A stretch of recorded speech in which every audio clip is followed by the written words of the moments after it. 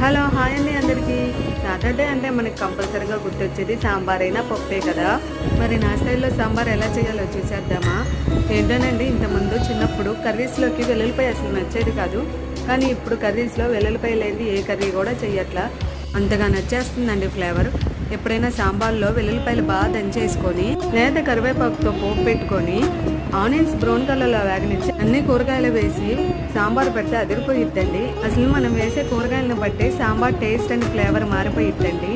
వంకాయ దోసకాయ మర్చిపోకుండా వేసి సాంబార్ పెడితే టేస్ట్ ఉండిద్దండి. వంకాయకి దోసకాయకి డిఫరెంట్ ఫ్లేవర్ ఉండిద్దండి. అలాగే కూరగాయలు అన్నీ మగ్గిన తర్వాత నేనైతే మిక్సీ పట్టి యాడ్ చేసుకుంటానండి పప్పు. అప్పుడు సాంబార్ చాలా తిక్కుగా వచ్చింది కదా.